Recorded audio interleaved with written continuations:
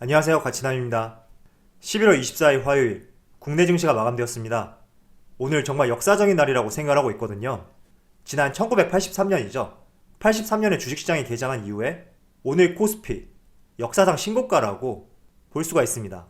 83년도 당시에는 122포인트로 출발했었는데 오늘 종가 기준으로 2617포인트까지 상승을 보여주었고 약 37년 만에 여러분들이 보고 있는 2617포인트 가장 높은 코스피 종가라고 볼 수가 있습니다. 그래서 참 오늘 의미 있는 날이라고 생각이 되면서 시작해 보도록 하겠습니다. 자, 오늘 코스피 약 0.6%의 상승으로 신고가를 보여주었고 코스닥은 비교적 좋지 못한 흐름으로 약보합세를 보여주었죠. 그리고 삼성전자, 저는 오늘 삼성전자가 7만원을 보여주지 않을까, 오전장만 하더라도 이런 생각을 했었는데 조금은 아쉬운 흐름이 나오면서 0.3%의 상승에 그쳤다, 이렇게 볼 수 있고요. SK하이닉스도 마찬가지로 오늘 비교적 조정을 보여주었죠. 자, 오늘 삼성전자와 SK하이닉스가 조금 쉬어가는 동안 2차전지, LG화학하고 삼성 SDI 이 두 종목도 신고가를 갱신했습니다.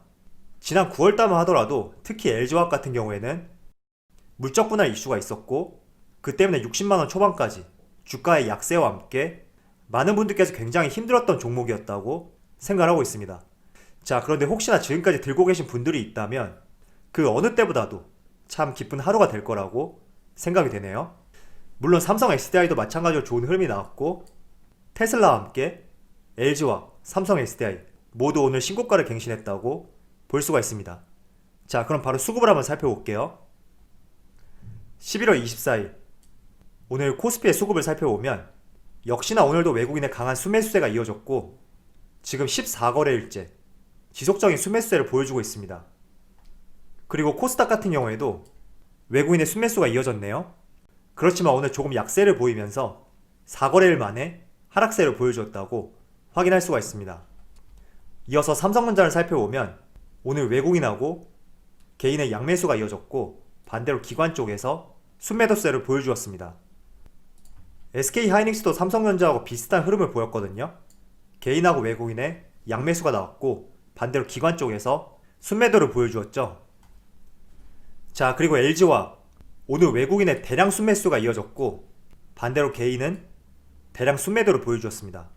즉 외국인하고 개인 반대되는 움직임이었다고 볼 수가 있습니다. 그리고 오늘 거래량도 많이 실렸거든요. 그래서 전반적으로 많은 외국인의 순매수세가 오늘 LG화학의 역사상 신고가를 만들어 주었다, 이렇게 생각하고 있습니다. 자, 삼성 SDI도 마찬가지로 외국인과 기관 양매수가 들어왔고 SDI 같은 경우에는 기관 쪽에서 매수세가 좀 많이 나왔죠. 자, 그럼 바로 주체별 매매 동향에 대해서 살펴보도록 하겠습니다. 11월 24일 외국인이 가장 많이 매수한 종목은 LG화학, 삼성전자, 삼성 SDI, 두산 퓨얼셀, S오일 이렇게 5종목을 순매수 상위 종목을 올렸습니다. 자, 이어서 기관을 살펴보면 삼성 SDI, 한국전력, S오일, SK이노베이션, 현대중공업지주 이렇게 5종목을 순매수 상위 종목으로 올렸습니다.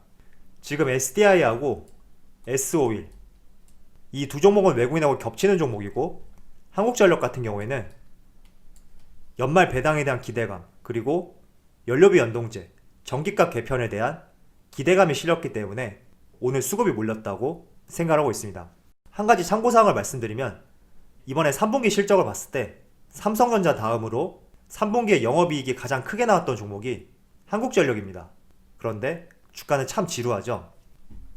마지막으로 개인을 살펴보면 삼성전자 우선주, 삼성전자, SK하이닉스, SK케미칼, 셀트리온 이렇게 5종목을 순매수 상위 종목을 올렸습니다. 자, 오늘 코스피가 사상 최고치를 갱신했습니다.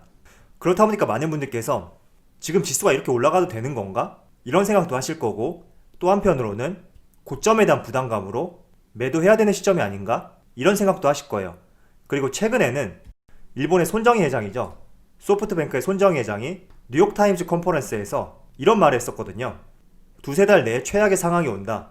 그래서 공격적으로 자산을 매각했고 현금화시켰다. 이런 말을 하였습니다. 아마 이 기사 내용에 대해서 접해보신 분들은 계실 거예요. 그런데 저는 이렇게 말씀을 드리고 싶어요. 지난 3월달이죠. 코로나가 최정점을 찍었을 때 코스피 지수는 1400포인트까지 크게 내려갔단 말이에요. 그런데 그 상황에서 경제학자조차도 코스피는 더 떨어질 것이다, 이런 의견이 있었고, 이제는 반등이 나올 때다, 이런 의견이 있었습니다. 어쨌든 모든 현상에 대해서는 아무리 전문가라고 하더라도 의견이 나뉠 수밖에 없어요. 가장 중요한 것은 이러한 현상을 토대로 내가 기준을 잘 세우고 내 생각에 맞게 시장을 대응하고 대처하는 능력을 키우는 것이 가장 중요한 전략이라고 설명을 드리겠습니다. 지금 손정희 회장 같은 경우에는 워낙 유명하신 분이기 때문에 우리가 이런 발언을 토대로 걱정은 할 수 있습니다. 그렇지만 어느 시점, 어느 상황에서도 시장에 대한 예측은 나뉠 수밖에 없다, 이 점을 조금 생각해 보시면서 대응을 해보셨으면 좋겠고요. 또 한 가지, 지난 3월 달에 코스피가 1400포인트까지 떨어졌을 때 그 어느 누구도 V자 반등이 나올 것이다, 이렇게 예측한 사람은 없습니다. 그렇지만 시장은 V자 반등을 보여주었고 오히려 역사상 최고치를 갱신했단 말이에요. 그래서 이런 부분들에 대해서 긍정과 부정에 대한 의견을 다 들어보고 여러분 나름대로 판단과 결정을 해보는 것이 가장 중요한 전략이라고 말씀을 드리고 싶습니다. 일단 손정희 회장 같은 경우에는 두세 달 내라고 했는데, 저는 이런 시점을 제외하고 앞으로 코스피 시장, 코스닥 더욱 좋아질 수 있다, 저는 이렇게 생각하고 있거든요.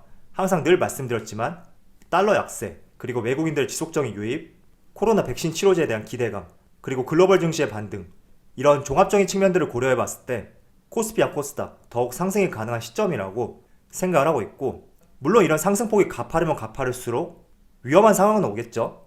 시장에서 바라보는 가장 큰 악재가 어떤 재료적인 이슈보다 너무 많이 올랐을 때, 이러한 부분이 가장 큰 악재로 받아들여질 수 있거든요.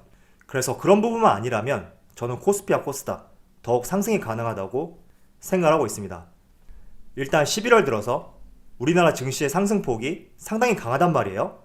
외국인들의 순매수세도 하루를 제외하고 지속적으로 들어오고 있는데, 11월 1일부터 11월 20일까지 전년 대비 수출 증가율을 보시면 무려 11.1%나 증가를 하였습니다.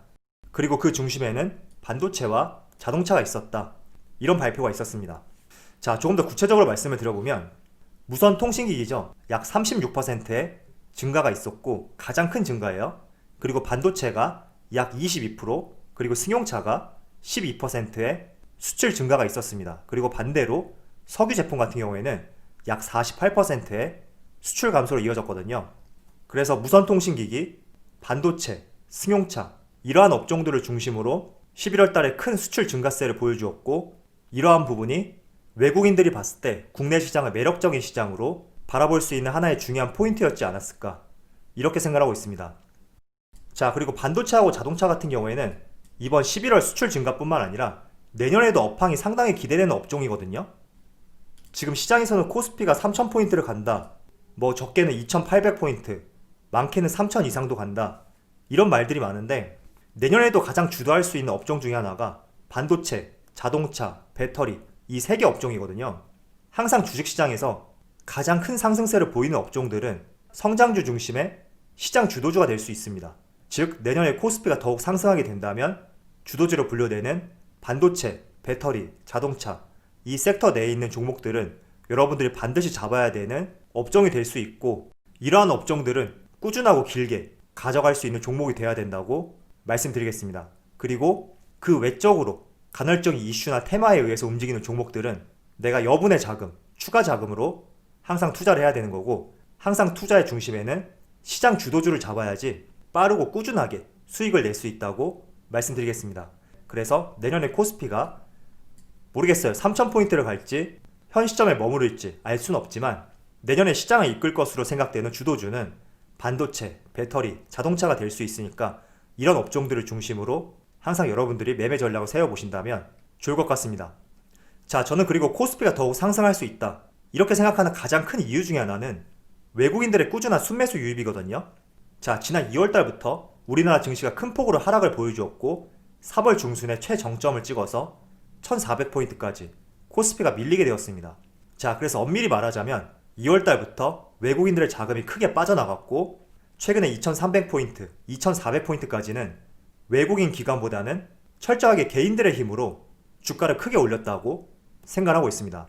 자, 그런데 최근 들어서 다시 외국인들의 순매수가 유입이 되고 있는데, 이제는 개인들의 손에서 외국인 손으로 바통이 넘어가고 있다, 이렇게 생각하고 있거든요. 자, 제가 수급을 통해서 한번 말씀을 드려볼게요.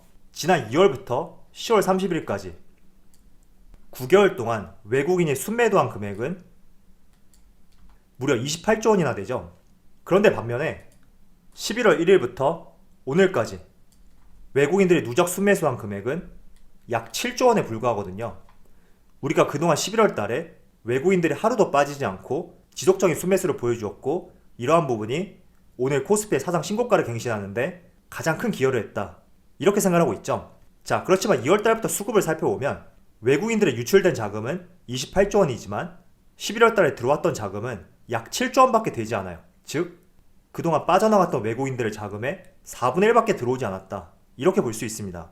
물론 과거에 빠져나갔던 자금이 다시 국내 시장으로 들어와야 된다, 이런 보장은 없어요. 그렇지만 적어도 외국인들이 다시 들어온다고 했을 때 그동안 빠져나갔던 자금들에 대해서 기대를 해볼 수 있고, 그 나갔던 자금이 다시 들어오게 된다면 적어도 코스피의 위치는 지금보다 높지 않을까, 저는 이런 생각을 하고 있습니다. 자, 그래서 이런 부분들을 토대로 한번 생각을 해봤을 때 코스피와 코스닥은 더욱 상승이 나올 수 있다고 저는 보고 있고요. 물론 출렁이는 구간은 항상 존재할 거예요. 매일매일 상승만 할 수 없는 것이 주식시장이기 때문에 기간 조정 혹은 일부 하락 구간을 만들면서 출렁임을 유발할 수 있지만, 결국에는 외국인들의 수급이 꾸준히 들어오게 된다면 오늘 역사상 신고가를 갱신했지만 앞으로 또 갱신할 가능성이 상당히 높다고 보여주고 있습니다. 자, 지금부터는 2차전지와 관련해서 간략하게 말씀을 한번 들어보겠습니다. 어제 테슬라 신고가를 갱신했거든요. 지난 8월 말에 액면 분할을 하고 지속적인 하락 박스권을 유지한 뒤에 최근 들어서 조금씩 상승 흐름이 나왔다가 어제 사상 신고가를 갱신하게 되었습니다. 테슬라 같은 경우에는 물론 자율주행에 특화된 기업이기도 하지만 한편으로는 전기차와 관련된 2차전지 관련주로서 우리가 분류를 해볼 수 있단 말이에요. 그래서 2차전지 관련주를 생각했을 때는 항상 테슬라가 가장 최정점에 있고, 그 아래 국내 배터리 3사죠. LG화학, 삼성 SDI, SK이노베이션이 존재하는데, 어제 이렇게 테슬라가 약 6.6%의 강한 상승세와 함께 신고가를 갱신하면서 오늘 2차전지 관련주 모두 흐름이 상당히 좋았다고 볼 수가 있습니다. 자, 지금 보시는 종목은 LG화학이에요. 오늘 새벽에 테슬라가 신고가를 갱신하니까 LG화학도 장 종료 약 40분 전인데 현재 약 6%의 강한 상승이 나오고 있고 79만 3천 원에 역사상 신고가를 보여주고 있습니다. LG화학뿐만 아니라 삼성 SDI 이 종목도 마찬가지로 오늘 약 3.3%의 강한 상승과 함께 신고가를 갱신했거든요. 즉 2차전지 대장주로 분류될 수 있는 테슬라의 좋은 흐름이 LG화학, 삼성 SDI, SK이노베이션에 이어졌고, 또 이렇게 전기차 배터리 3사의 좋은 흐름이 오늘 소부장 기업들에게도 전해지고 있다, 이렇게 생각하고 있습니다. 자, 여기서 제가 한 가지 팁을 드리자면, SK이노베이션은 전고점을 돌파하지 못했지만 오늘 새벽 테슬라와 삼성 SDI, LG화학 이렇게 신고가를 갱신하다 보니까 조금 진입하기 부담스러울 수가 있어요. 그래서 저는 차라리 2차전지 소부장 기업들을 공략해보자, 이런 말씀을 드리고 싶거든요.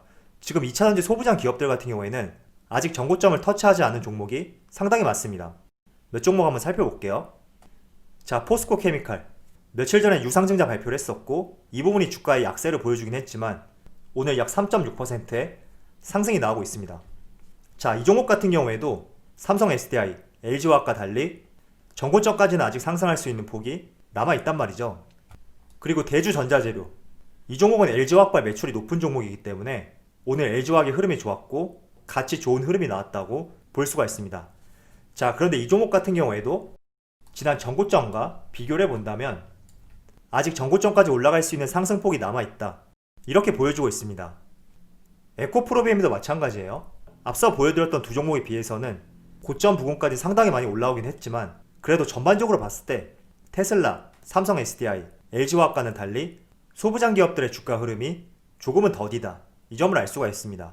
그래서 차라리 전기차 배터리 3사에 대해서 투자하기 좀 걱정되는 위치라고 한다면 차라리 덜 올랐던 소부장 기업들을 잘 공략해 본다면 다시 코스닥의 흐름이 상대적으로 좋아질 때 그때 다시 보조를 맞출 수 있는 좋은 흐름이 나오지 않을까, 이렇게 생각하고 있습니다.